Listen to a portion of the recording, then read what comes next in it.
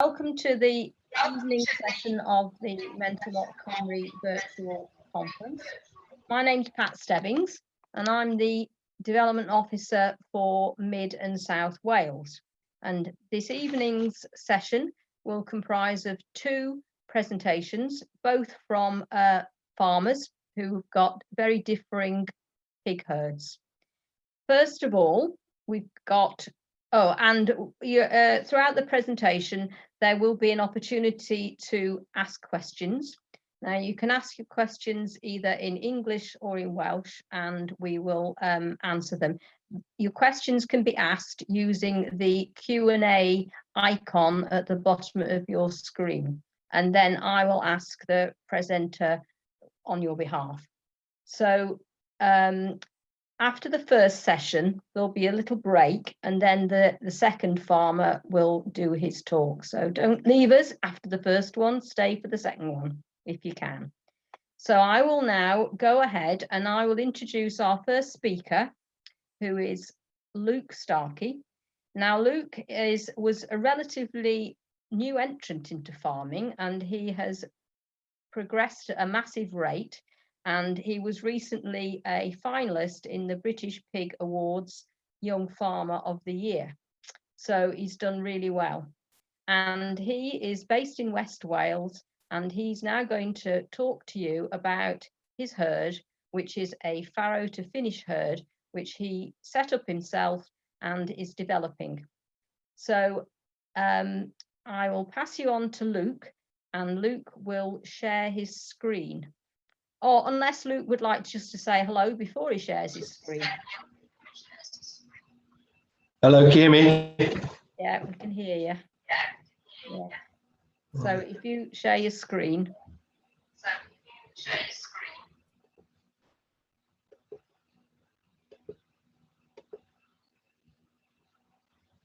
Is that right? Is that on there? That's really good. That's your presentation now.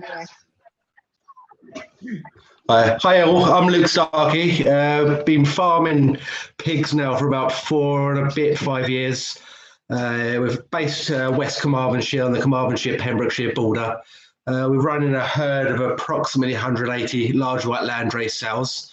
To start off with, we had Welsh sows, and then we've pushed over to the large white landrace, trying to push a herd more commercial.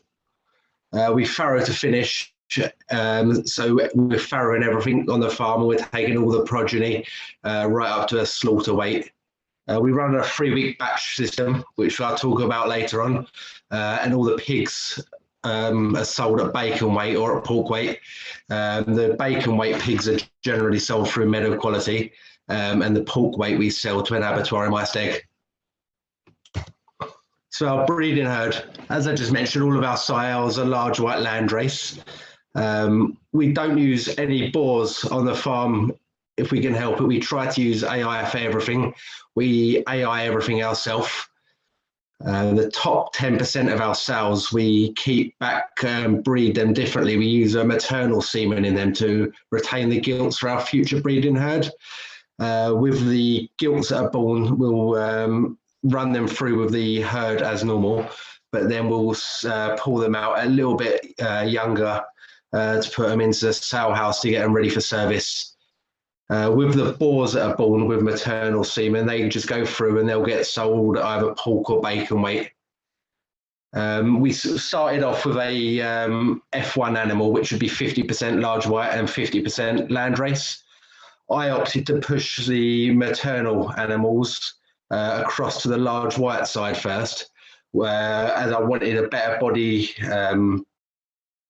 condition and everything, and more of a carcass quality with the animal. So that's why I've pushed it all large white first, and now we're bringing everything back landrace to try and keep it crisscross.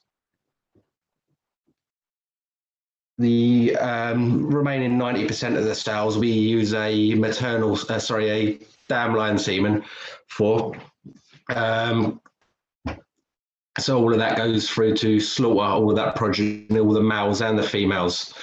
We buy all of our semen in through PIC, the largest genetics company in the UK, and I think the world. going forward with our breeding herd, we want to start looking at using Danish genetics within the sow herd. The main reason for that would, for me, is the heavier birth weights. We're estimating to see a 250 gram per piglet increase. If you look at the chart on the screen now, you'll see that just taking them a little bit heavier every time is going to really increase the pre-wean mortality. So that is really important for us. Out of all of the chart there on the left-hand side, I believe that to be the most important one. Although I'm looking forward to seeing an extra pig increase, I don't see that is vital for us at the minute. I'm really wanting the heavier birth weights and the more uniformity within the litters. Those Danish genetics will yield better milk and also have more functional teats. So that's obviously an advantage for pushing the big litters, which we want to try and push at a later stage.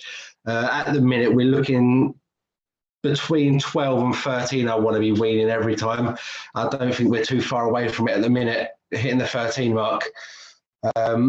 We're also going to get a more robust animal with better legs and feet quality, which is obviously important to retain the gilts for the full lifespan. We're looking to try and get 5 or 6 parities out of every animal as an average. We've got some sows at the minute, or which are going on to parity 6 and parity 7. And as long as they keep on milking well, we'll keep them within the herd, because you're also going to get the animals which are going to need to be culled out at a younger age. So it's all about finding a happy medium within the herd. And also we're the much calmer animals with a lot less aggression. So hopefully that progeny from the sow can be passed through to the slaughter line generation, just to try and keep it calmer within the grower and finisher house. Obviously, the calmer the animal is, the less energy they're wasting on aggression and up and down. So hopefully we'll see better performance within the animals. With our gilts, we start selecting our gilts whilst they're still suckling their mothers.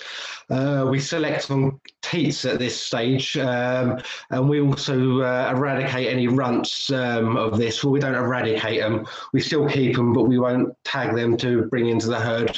We don't want to bring anything like that into the breeding herd if we can help it, so we really want to be selective from the start and then push it on as we go along. Going back to what I said in regards to the maternal semen, all the landrace side animals, so for easy identification on farm, we use a red tag for the landrace, and then we use a white tag for the large white. It's just to make it a bit easier for us at a later stage. When the gilts are around about 100 kilos or 24 weeks, they'll be selected on their legs and feet. Obviously, we want an animal with a nice strong leg, nice feet. We don't want anything which is too straight or very bent, and you want the feet to be nice and level on the ground, not just holding on the front of the trotters. We also select on the vulva. You want a vulva which is a nice size. You don't want anything too small, obviously. It's not going to be good for this gilt while she's farrowing. And also a small vulva can be a sign of an undeveloped internal reproductive tract. So that can be a good sign of what they're going to do. We also look at the teats again at that stage. Hopefully we've got no inverted teats or nothing blind. Hopefully we've got 14 teats as the minimum. Anything that is less than 14 won't be put through into the breeding herd. We want an animal which is deep and long-bodied. We want nice distance between the legs, obviously, to allow for more room for suckling. And we also just look for animals that look nice. Sometimes you can get a gilt that just doesn't look quite right, and we get rid of it at that stage rather than get an issue of it later on. So once the gilts are all selected out of the finisher house, they go into the sow house. They'll be tagged in both ears with large ear tags. Once again, they get a red tag if they're landrace, and then a white tag if they're large white. They'll be then vaccinated for erysipelas and parvovirus at 26 and 29 weeks. Bimectin, they get an injection then at 26 and 29 weeks. The reason we do the bimectin twice is at 26 weeks, we're looking to kill any of the live parasites. But that injection at 26 weeks won't kill the eggs. So we're looking to inject again at 29 weeks to kill, hopefully the eggs will have become live animals then, and we'll kill the eggs at 29 weeks. We're then also wanting to get the gilts used to the boars to make it easier for when we're serving. So we've got a batch of gilts. We put a boar in there once a day. For every gilt that's in there, we allow 2 minutes. So if we've got a batch of 10 gilts, we'll leave the boar in there for 20 minutes. The problem is we haven't got any vasectomized boars at the minute. So we've got to stand there and watch them constantly. So hopefully you can get a vasectomized boar soon, so we can put him in there, turn our backs and walk away without a worry that their gilt's being served. Basically, a vasectomized boar is a boar. He'll still have his testicles and everything, but he'll just been snipped in between. So he still works exactly the same way, but he just won't be able to serve the sows and get them pregnant. To get the gilts served, we're serving on a 3-week batch system. So we're looking to serve all of our animals within a 3-day window every 3 weeks. So to synchronise the use of the gilts, we use a drug called Regimate. We just drench it into their mouth every day, 5 ml, for 18 days. And then about 6 days later, they're on standing heat, ready to be served. All of our gilts are served at between 32 and 34 weeks, and between 135 and 160 kilos. This is in line with what our genetics company recommend. So the gilts are obviously going to farrow between 48 and 50 weeks, which I know is a little bit younger than some people farrow them at, but this is what the genetics company are recommending, and we're having no issues at all with it. We've just got to play.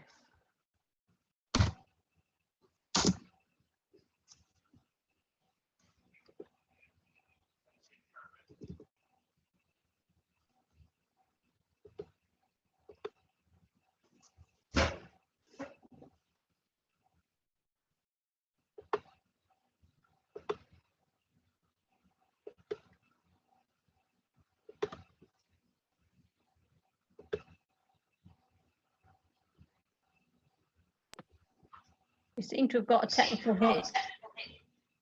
Just bear with us.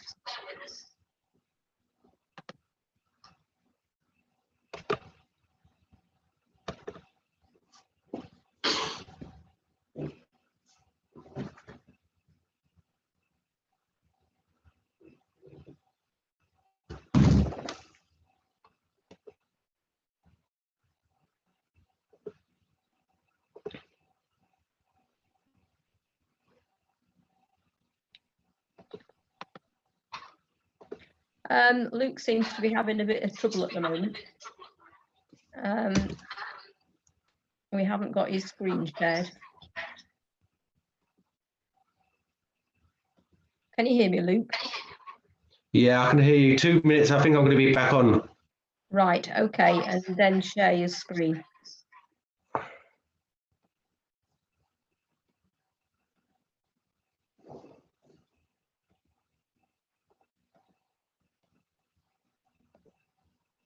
There we go. Can you see the screen again now? Yeah, can see it now. Thank you. Brilliant. A video here of gilt within the farrowing process.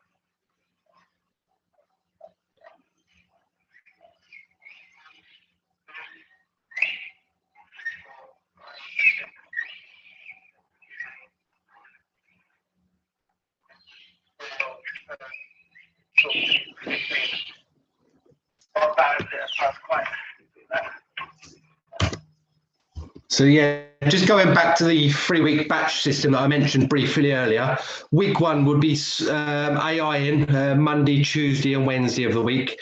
Very occasionally we go into the Thursday of this week. This is more often for gilts, if anything. They tend to come on a little bit later and sometimes a little bit more sporadic the way they come on. Quite often we'll be serving some of the gilts on a Monday and also some of them on a Thursday. It all depends on the animal theirself. The following week is farrowing week. We generally start farrowing on a Wednesday and we're hopefully finished by Sunday.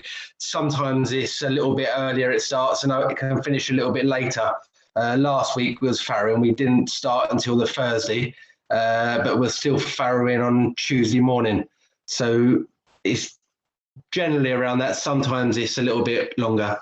And then the following week, which would be this week, we'll be weaning, and we'll be weaning tomorrow morning. So the 3-week batch system, we've got 7 batches of sows as such on the 21-week cycle. So if you're looking at the sow being pregnant for 115 days, lactating for 28 days, and then 4 days wean to service is 147 days. So when you've got the 3 weeks, 7 batches, which is 21 weeks. So we've just got a couple of gilts here that are in the farrow, or sows that are in the farrowing house of their litters. Is it time for any questions?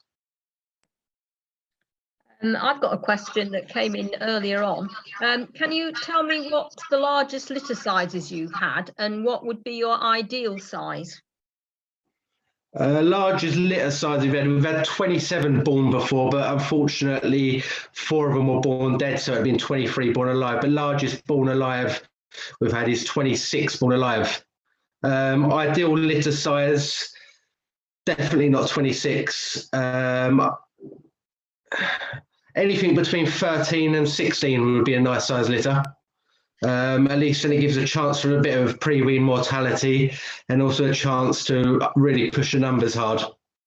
And can you tell us whether you do cross-fostering when you've got large litters like that? How do you deal with a large litter when you've you've got a good number of, on that gilt, she had 17 teats. So how are you supplementary feeding piglets early on? Yeah, we're supplementary feeding with a piggy creep meal. Large litters we like to introduce at around about 7 days of age. Not feeding them very much, looking to feed them about 30 or 40 grams between the litter a day to start off with, and just try and feed it to appetite very little and often. In regards to cross-fostering, we do try and cross-foster, but it can be quite tricky. It always seems to be that we are getting the large litters towards the end of the farrowing time, when it's a bit late for other litters to be pushing them around and moving them around. We've quite often reared 17 piglets off of one sow or gilt, and the sows are getting better and better at doing it. So you don't feed any milk to the large litters from day one? Not from day one, no. We use the piggy creep meal, which is a creep feed, as you can see in the pictures. That goes in at about 7 days on some of the larger litters. The only issue we've had is sometimes when we're feeding the creep from too early, we struggle with the transition at weaning a little bit more, strangely. Whereas if we introduce the creep feed at about 2.5 weeks, we get a better transition at weaning.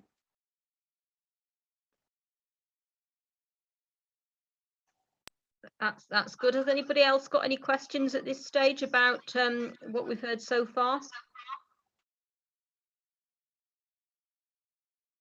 I don't think there are at the moment. We'll ask more questions at the end. Okay. So in regards to boars, all of our sows are served with artificial insemination. The semen gets delivered to us on a Saturday evening, ready for service on a Monday morning. It comes in a temperature-controlled vehicle and also within a polystyrene box to maintain the temperature. We then store the semen in a fridge, as you can see in the picture. That is set to 17 degrees. With the semen, we need to turn the semen twice a day. I do it of a morning. I face the packaging up so the label's upright of a morning. and then down of an evening. This is just to make sure I can remember I've done it or so and so. We do use some bores on the farm as teasers and also to aid finding returns in cells. We use bores to stimulate the cells during the AI process. So basically in the AI process, we walk the cells from their pen to a bore which is in a pen. And then through the gate, the bore's very chatty to the cell and nose-to-nose contact. And then we use the AI process. We also run bores with the cells and gilts right through the pregnancy up until about 3 weeks before they're due to farrow normally. This is just to aid and they maintain the pregnancy of the cell. And also if there is any returns mid-gestation, the bore will hopefully find it for us and save us a bit of time. With our genetics, we buy it all in off of PIC.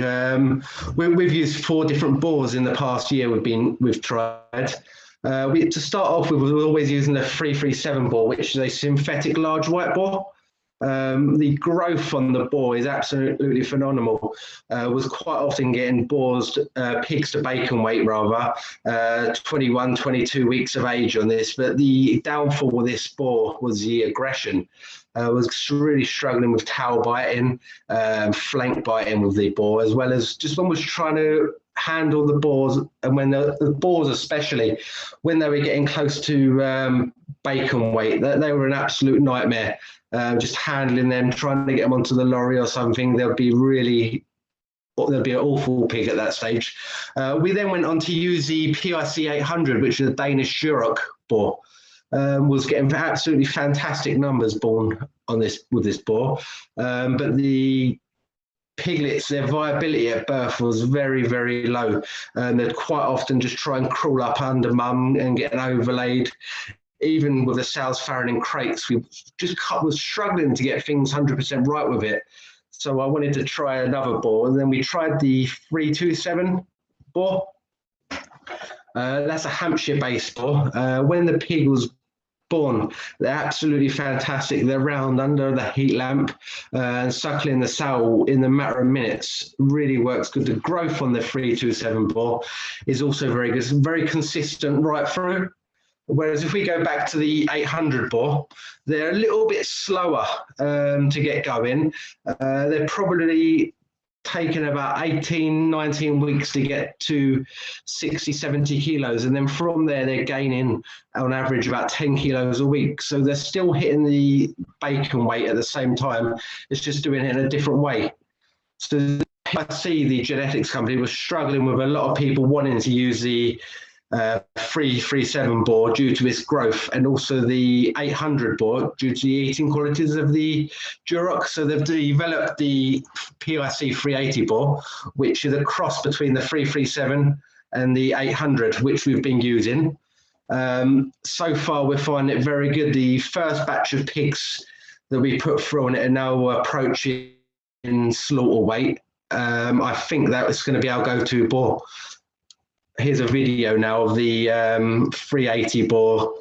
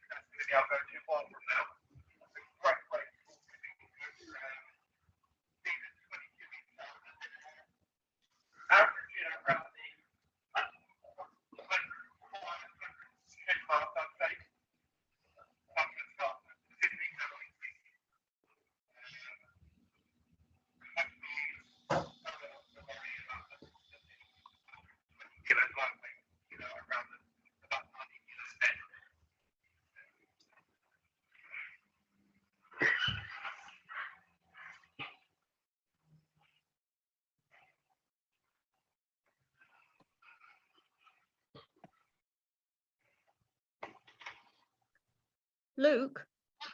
Hello? Can you just say again the sound over this video, because it's not coming over very well. Could you briefly explain what you're saying on the video? Okay, yeah, these pigs in here are 22 weeks old. They're these are the first batch of pigs come through on the 380 semen. They're averaging around the 105, 110 mark. Start of this week, this video was filmed. So hopefully next week they're going to be averaging around the 115, 120 mark. Hopefully to get them on the lorry next week, some of the bigger ones, killing out up around the 90 kilos dead weight mark.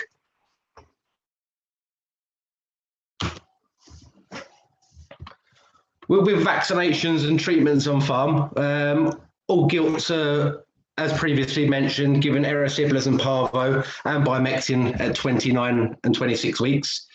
We've recently started using a strep suis vaccine to prevent meningitis and stuff within the farrowing house. The first batch of pigs that are farrowing at the minute are fully covered by the vaccine, so I don't know too much how they're going to do on it.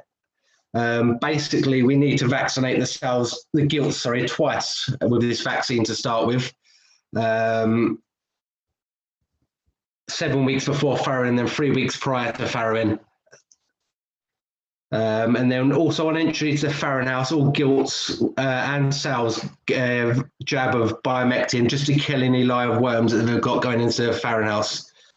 With the sows, then they will have already received a strep suis vaccine as a gilt, so they only need one vaccine of it 3 weeks before farrowing.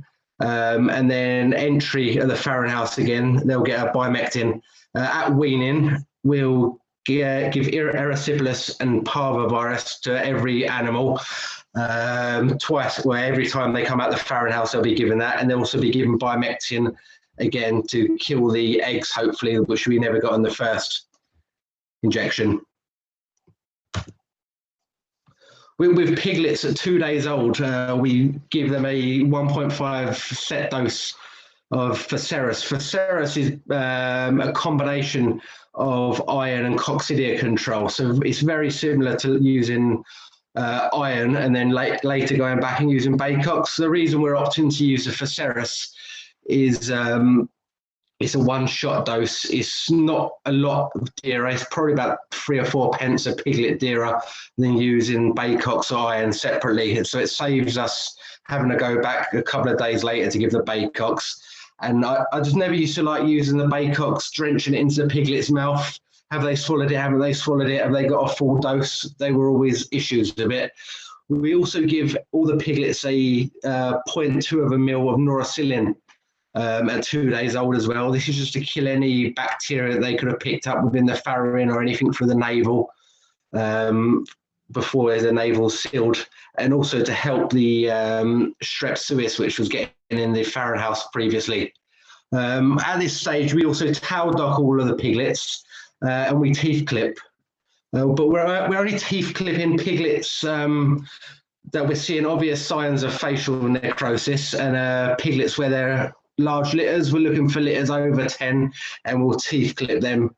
The reason we're doing that is just that larger litters are obviously a lot more competition for the teat, and we're getting a lot of facial necrosis within the farrowing house, leading to bacterial infections and everything else. The piglets will then be treated at weaning or a couple of days before weaning. We'll give them a shot of bimectin and we'll treat them for PCV2 and mycoplasma pneumonia. Basically, PCV2 is wasting disease. I think it's pretty much a generic vaccine across the board for most people. We have mycoplasma pneumonia on farm, which is why we treat for it at weaning. I've just got some images here I've got online. See on the left a piglet or a pig which has been towel bitten. That's not a particularly bad towel biting incidence. I just wanted to put the image up and show of what it is. And then on the right hand side is a piglet with facial necrosis. As you can see, the nose is all cut and scabbed. That's where they've been fighting for the teat with another piglet, and in the end have done that. So that pig is obviously exposed with cuts, so there's a good chance that it's going to pick up an infection from the cut and anything else. So we're just looking to eliminate that early on. So with our pig feed, we're using A1 piggy creep meal. We're feeding this into the farrow house pretty much at an ad lib, but we're not just piling loads of it out and out. It's a milk-based product, so we're feeding it very slightly and gradually throughout the day, trying to do it little and often if we can, just to keep it as fresh as we can within the pan for the piglets. We'll then also maintain them on that feed right until 2 days post-weaning to try and make the weaning transition a little bit easier for the piglets. So at least they're maintaining the same feed, because they've obviously had a big change coming away from mum, moving buildings, etc. We just want to try and do what we can for them to keep it as simple as possible. About 2 days post-weaning, we feed first stage creep containing zinc. This is fed to an allowance of 4 kilos of pig ad lib. The reason we're putting zinc into it is just to try and prevent scours of a young age and try and maintain the health of the gut. We then use a second stage creep containing zinc as well, but we're looking to remove the zinc in that second stage shortly and see how we can go. These pigs are then fed an allowance of 4 kilos of pig on ad lib.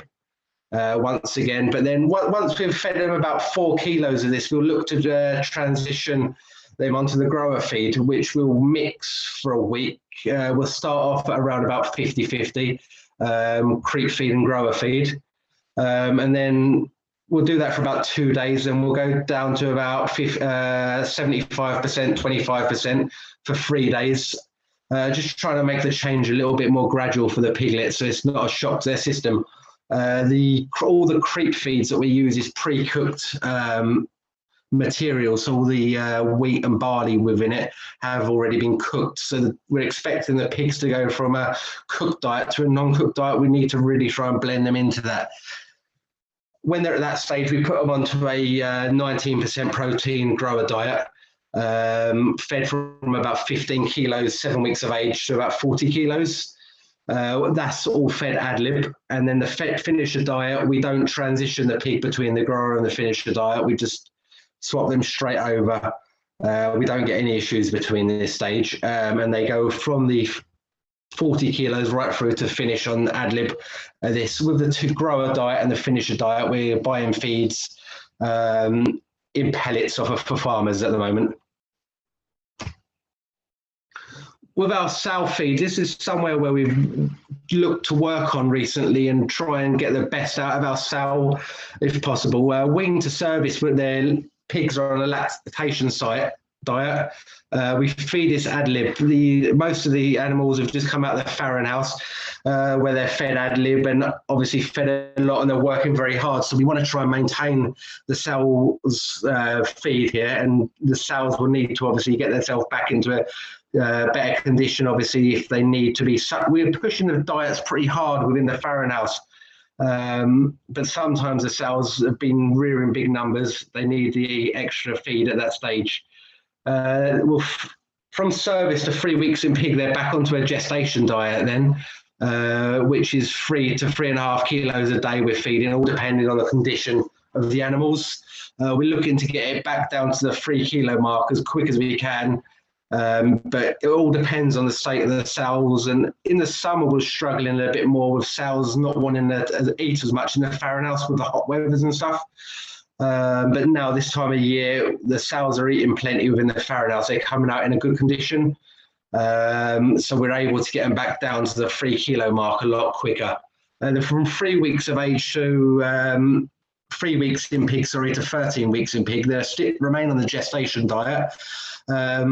Between 2.25 and 2.5 kilos a day.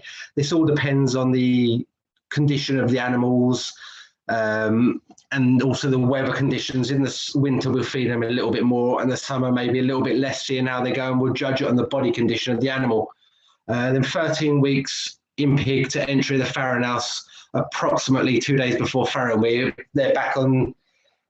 They're still on the gestation diet, but we've bumped the feed up then to about 3.5 kilos a day. We're doing this to really try and push the piglet growth for the last bit. This is when the piglets are really going to grow.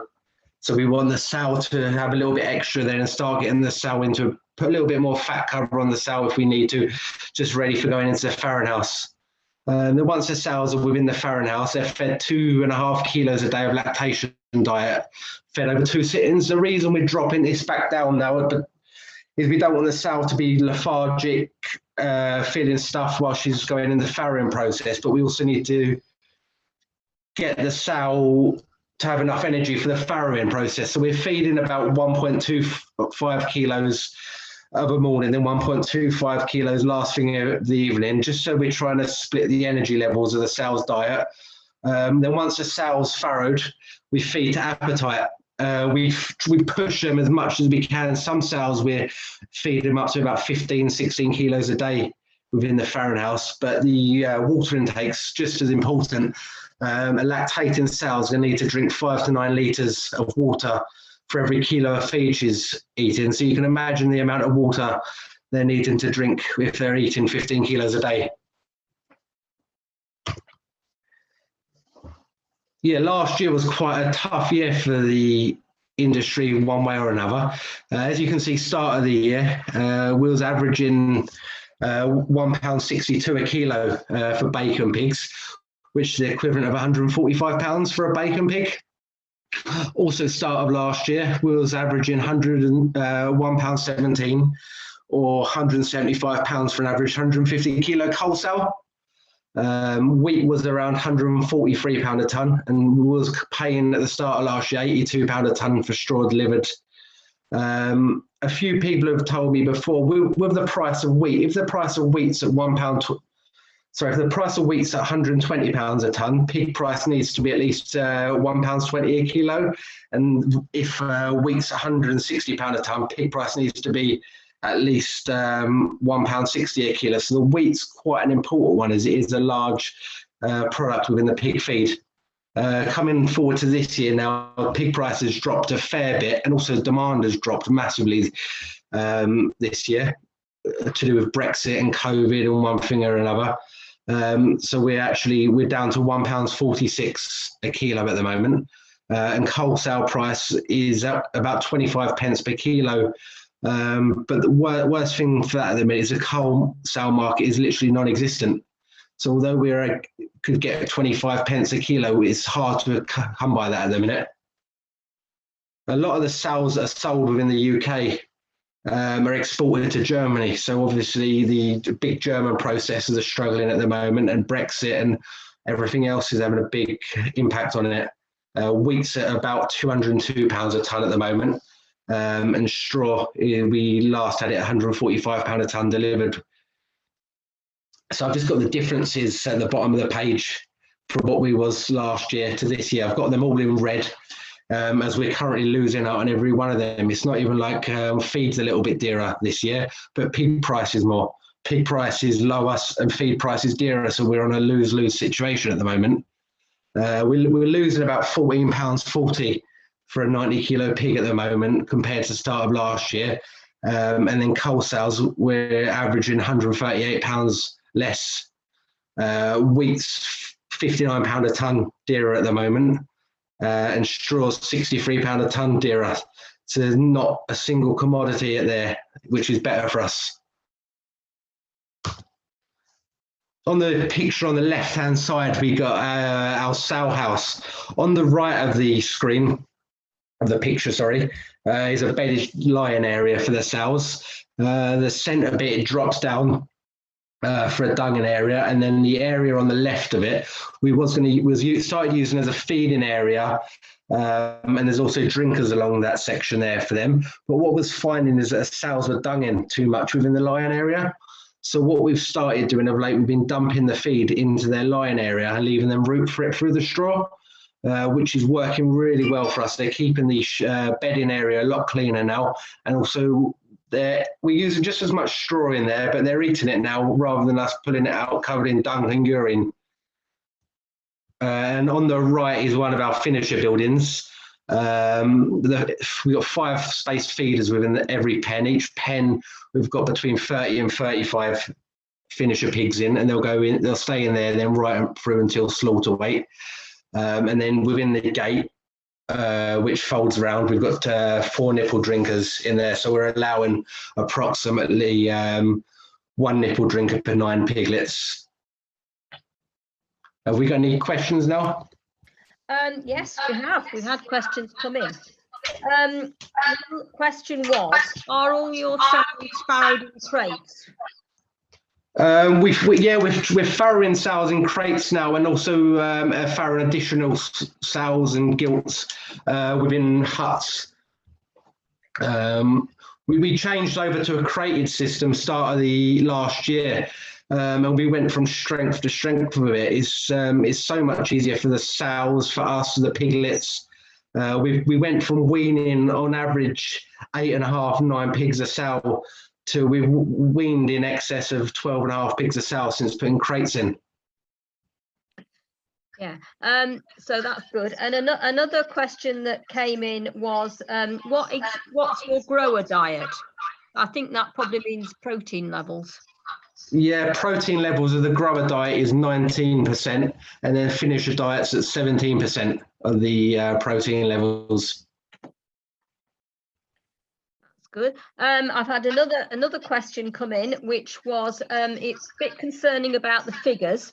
And showing all the difference in the prices from this year to last year, but presumably you ride the losses and then you go back into the profits. I expect you're hoping that to happen. Yeah, pretty sharpish, hopefully. Yeah, well, yes, indeed. And the other question that came in is, why did you start keeping pigs? It started off as a hobby. We bought some pigs in Carmarthen Market as a bit of a hobby. It's something we did, and then we bought a couple more. We bought a few breeding animals, and here I am today. Well, you obviously enjoy it. Yeah, I'm looking forward to the summer. Yeah, I think all farmers do. Another question coming in. Have you got any advice to new pig keepers? Yeah, I'd bring in vets from day one. If you're looking to start a herd, I'd really get vets involved early on. And I'd look to speak to the genetics companies early on about buying their genetics rather than buying pigs from markets, etc., where you're bringing in diseases and problems left, right, and centre. At least with your breeding companies, you know what animals you're bringing in. They're very health monitored and everything. If we could go back and start again, that's something I'd like to do, and we might not have some of the issues that we've got now. Not that we've got a lot of issues. It's just some things you know 100% clean. I don't know why I brought in at the start. No, but you have a regular vet visit now, I believe. Yeah, we have a vet visit every quarter. We're looking to push on with the red tractor side of things now. Hopefully by Q2 of this year we can be red tractor certified to allow us to get into some of the bigger abattoirs and stuff. But with being on the red tractor, we also need to be veterinary inspected by our vet every quarter, which is worth doing anyway, because the vets are going to pick up on stuff that we don't at times and bring new ideas to the table. Yeah, we've got questions coming in thick and fast now, so we've got time for another couple. Go on, keep them coming. I don't mind. How many workers do you employ? I've got myself and 2 others at the moment. I think when we get going and we've got the farm more organised and we've got better feeding systems and larger buildings and stuff, I could probably get up to where we want to be of 420 sows with the 2 staff and myself. I think that would be fair to do. That's good. Another question that's come in is, how much space should I give for 1 sow in a free farrowing unit in my shed? I think there's actually, if you check on the Red Tractor and RSPCA Freedom Foods website, there's quite a lot of stuff on that. Yeah, the figures are right there. The more you can give the sow, the better. And give the piglets a room to get away from the sow as well. So somewhere around the 10 square metre mark would be really nice if you're doing it all loose housed and stuff. Yeah, There we go. I think that we've got one more question, and then that we'll have to move on, I think. So the last question was, it's tough to see the extra cost since last year. What does it cost you to finish a bacon pig? Do you know the cost it costs you to finish one? And what do you need to sell it for to make a profit? What we need to sell it for and what we get is two different. We're obviously governed by the SPP or the abattoirs, what they're paying for it. It all depends on the feed costs. I think we're averaging around about the 2.5, 2.6 feed conversion mark at the moment. Finisher feeds around about £235 a tonne at the moment, but I expect that to be going up now from February onwards. Grower feed, we're just over £300 a tonne, I think it is at the moment. But once again, that's going to be going up. But if you could look at the creep diets, the first stage creep diet, although we use very little of it, is up around the £1,200 a tonne mark. And then the first and second stage creep with zinc, that's around the 700 and 600 mark, somewhere around that sort of figure. So it all depends on what you're going to put into the pig and what weights we're going to take it to, really. Yes, that's fair enough. Well, Luke, thank you very much.